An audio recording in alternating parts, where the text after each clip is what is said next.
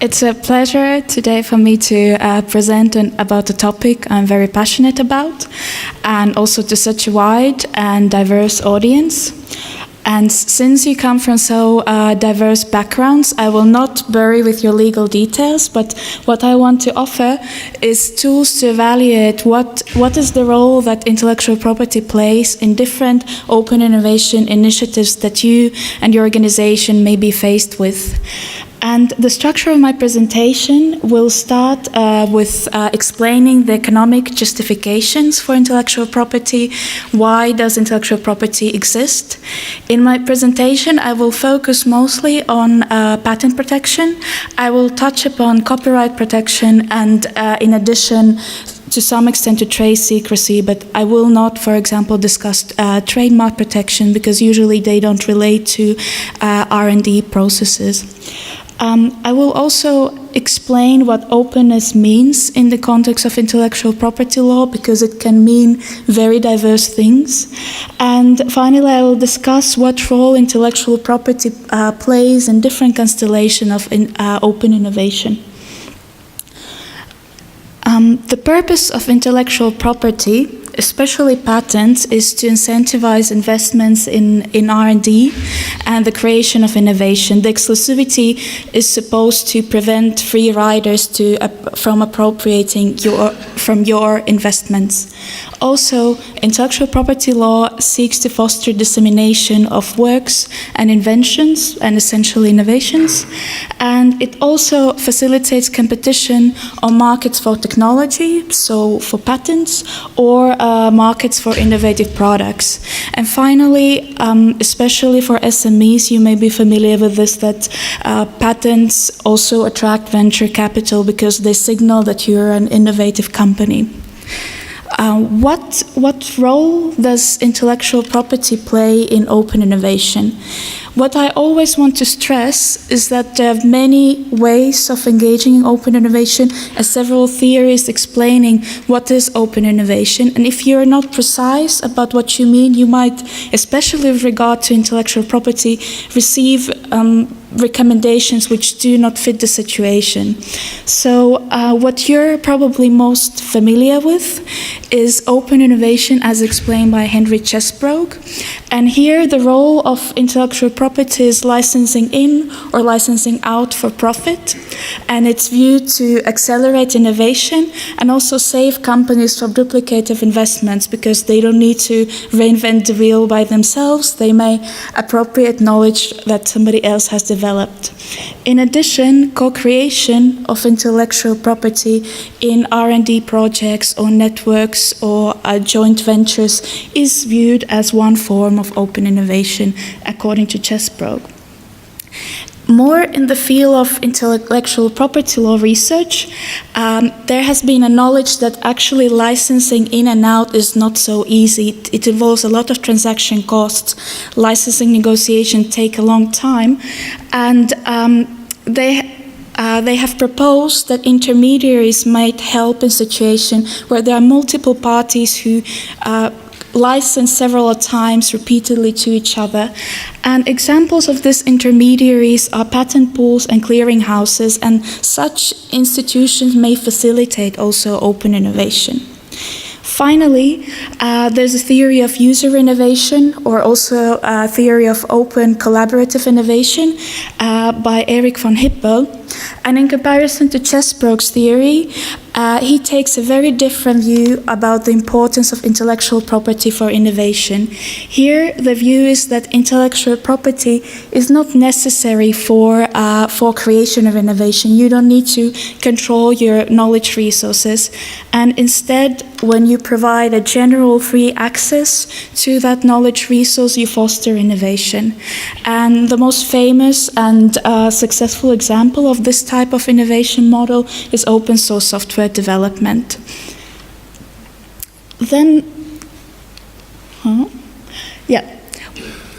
Then I would want to discuss with you what openness means in the context of intellectual property. So often what we associate with open innovation is practice of licensing or revealing knowledge resources to public domain, such as defensive publication of inventions. And as opposed to that, it seems logical that exclusive use of intellectual property where no one is licensing, if somebody infringes on an intellectual property right, that right is enforced against him, that represents closed innovation. Similarly, secrecy is viewed as something very closed as opposed to open innovation. I would want to look a bit more deeper to these categories because, what had just happened? One moment. Well, what I wanted to explain about licensing is that openness with regard to licensing rests on a continuum. Okay, this is better. So according to CESPRO, it's enough to be open if you license to one entity. If you look at the theory of intermediaries, they presume that you license to many, and in open source software development, you license to anyone, and you also oblige often those who receive your software to license subsequent development as openly as you did. So openness can mean very different things in terms of licensing. If we talk about revealing information or knowledge resources to public domain, we should actually be aware that we indeed reveal them to public domain because, for example, copyright protection is automatic and you need a license to actually make it openly accessible safely or an exception. And also patent protection is absolute, so it may make sense to double check that indeed what you perceive as openly available knowledge is indeed not burdened by any other intellectual property rights. What comes to closed innovation, what is perceived as exclusive use may indeed be the only way of innovating in certain industries. For example, in pharmaceutical industry, one may need that patent protection and exclusivity in order to incentivize the very heavy investments in the development of pharmaceutical products. So in some industries, this exclusive use of intellectual property and what is perceived as open innovation may be the only way to innovate sustainably.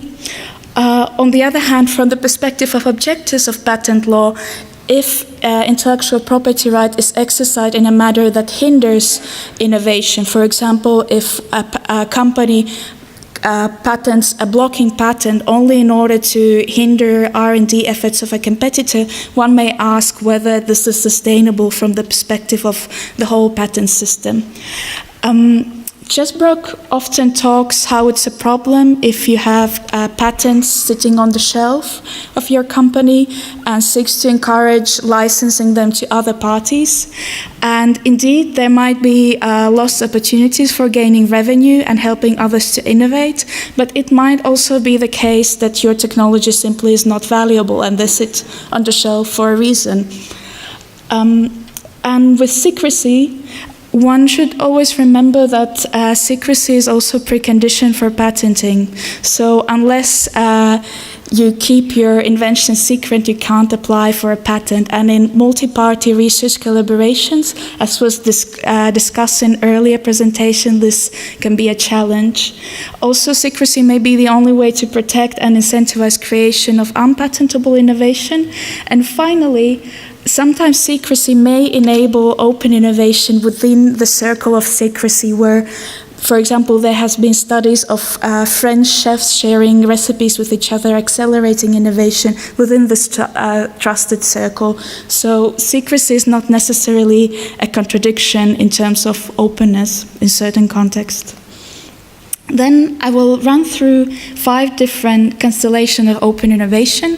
Some of these might be familiar to you, some of these less, but I want to highlight what kind of role IP plays in them and what risks and opportunities relate to them. The first one is unilateral commitments to license. Many of you probably know that Tesla's example of committing to license, or actually not to enforce its patents related to electric vehicles. Another example of unilateral commitments to license is a commitment to license under fair and reasonable terms that holders of standard essential patents make to standard setting organizations. And often in these type of unilateral commitments, the initiative is to foster wide dissemination of technology. If the technology is disseminated for free, then usually the right holder has complementary sources of revenue. Obviously, Tesla wants to sell more cars. And on the other hand, if the commitment is made to license to anyone in return of remuneration, then obviously it's also the licensing revenue which plays a role. Sometimes there might be altruistic roles or goodwill also behind these initiatives. The problem with unilateral commitments to license is that it's depending on the jurisdiction, they may not be enforceable. So, for example, in Germany, you cannot make a binding contract in favor of a third party. So, this means that when somebody receives intellectual property which is subject to such commitment, they are vulnerable to the change of the strategy of intellectual property right holder. I want to highlight two instruments which relate to this. One is licenses of right, which means that you make a declaration to the patent office that you're ready to license for everyone in return of having reduced patent fees.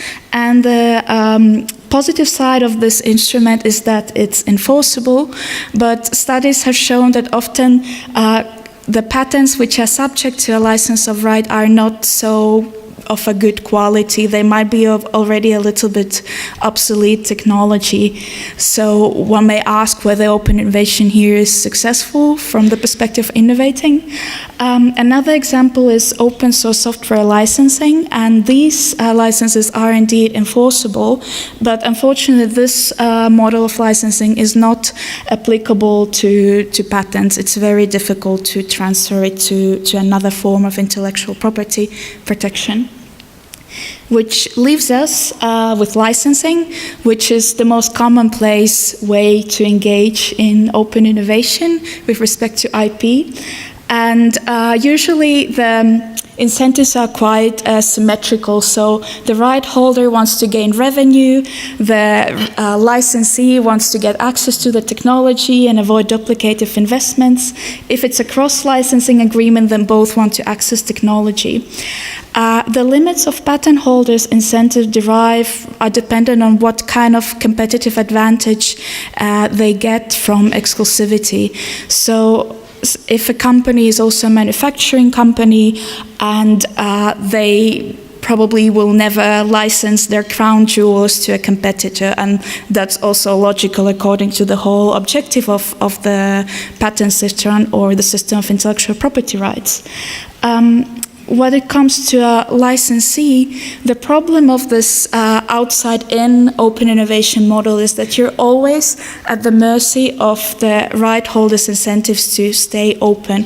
So the licensee or willing licensee might face a problem that the right holder simply doesn't want to license to them. And if there's substitutable technology available, then they might take it or invent around, but that's a recurring constant problem which relates to open innovation. On the other hand, the licensor or right holder may face a problem of not having enough demand. There might be a valley of death, and it might be very difficult to market their technology to subsequent developers. Or there might be a situation where the prospective licensee behaves opportunistically and they prefer to litigate the patent rather to get a license, which then means quite high litigation costs, which for SMEs can be too burdensome. On the other hand, the licensee is the patent law starts from the assumption that you get a license before you start using intellectual property. But if you create complex innovation, it might be that you fail to clear all patents or other intellectual property rights related to your innovation in advance. And then again, you're at the mercy of the right holder, whether they want to license to you, whether they don't want to license to you, whether they want to leverage the fact that you already invested in a complex innovation. Now to collaborative R&D projects. They take very many different forms, but and they may have very diverse participants, so universities, companies that may be competitors. And what is common often for them with regard to intellectual property, that often there's some rights which are licensed into the project and as background information, and then some intellectual property which is created as a result of the project called foreground information. And the ownership structure and licensing structures for these intellectual property types depends on the project. The incentives to join these projects are usually the possibility to pool R&D resources and gain public funding. What comes to incentives to share, often there are cross-licensing conditions, and they represent open innovation and foster sharing, and often they also attract participants. But those who hold commercially valuable patents may not be so willing to share. Also, if you're a very small company with only few patents, you need to think twice whether you want your patents to be burdened by a cross-licensing obligation. The ambitiousness of the project fosters sharing. So if you have a common ambitious goal, then the value of the background information, irrespective of what you gain from it, is then you're more willing perhaps to share because there are higher payoff. The presence of competitors reduces incentives to share, and also the proximity to commercialization. So I've witnessed some open innovation projects where companies were unwilling to flag patents, which were technically should have been foreground information because the patent was too valuable for their business, and they didn't want it to be buried with cross-licensing obligation to many different entities. So these incentive-related problems should be taken into account. But what's crucial in this type of open innovation and participation is that you as organization need to manage your interface with the collaboration, other collaborators, and be aware what you can share and not share, and educate your personnel respectively. Also, often this includes accommodation of diverse incentives and diverse interests, such as with Professor's earlier presentation, universities and companies' interest to publish or to patent. And so one needs to agree on IP ownership, confidentiality, licensing terms, and also assess whether competition law is relevant. And in addition, public funding agencies might have some terms that affect how intellectual property is licensed in the project. When it comes to intermediaries, two types. Clearinghouses facilitate licensing between different parties, and pools include patents which are complementary and owned by several right holders, and there the patents are then licensed as a package license. And why these intermediaries are formed? Well, their objective is to facilitate transactions and licensing and reduce the cost of licensing. And also, patent pools often relate to standardized technologies, so they also facilitate the adoption of standards. The problems with these type of open innovation facilitators is first with patent pools, the compliance with competition law. Competition law determines quite in detail what kind of patents can be included and how they should be licensed. In both of these these types, attracting critical mass of participants can be challenging, especially when it comes to non-repeat players. So, for example, patent trolls rarely join patent pools, and also owners of high-value patents may be reluctant to use these instruments, but often they have strong own licensing departments, so it's not necessarily bad per se for open innovation in all cases. And finally, administration costs play a role. They should be reasonable, but on the other hand, not too thin, because so open innovation initiatives have failed because they simply didn't have resources to manage such intermediary. And then sourcing. This takes a lot of different forms, but basically it's outside-in process where you gain knowledge resources from and information about innovation from users, from your customers, or generally the crowd. And here, the challenge is incentivization of sharing. Lead users might want you to develop a more innovative product. Perhaps your customer base wants some exclusive content. It really depends on the industry and your company in question. And here, what you should be aware of is to take care whether the input you receive is protected by intellectual property or not, and if so, then how to arrange the possible contract with the contributors. And incentive-wise, one should be careful not to crowd out the crowd by not respecting social norms of the community or giving an impression that you simply just take advantage of them. But this again really is context specific. What I want to conclude is that intellectual property can be exercised in a more open or closed manner. There's a very wide continuum at what it means to be open, and both of these ways to exercise intellectual property can be favorable for innovation and competition. And when it comes to incentives, open innovation initiatives may fail because the right holders don't have sufficient incentives to participate. They may fail because there's no demand on the part of potential licensees or collaborators. They may fail also because the participant lacks skill to manage intellectual property in a more open environment, which also means often creating trust with other participants. What are actual legal problems are unenforceability of certain unilateral commitments and the exercise of intellectual property rights in a manner that hinders innovation and competition. For this, in patent and competition law, there are certain instruments to try to alleviate this problem, such as compulsory licenses, but this is completely another topic.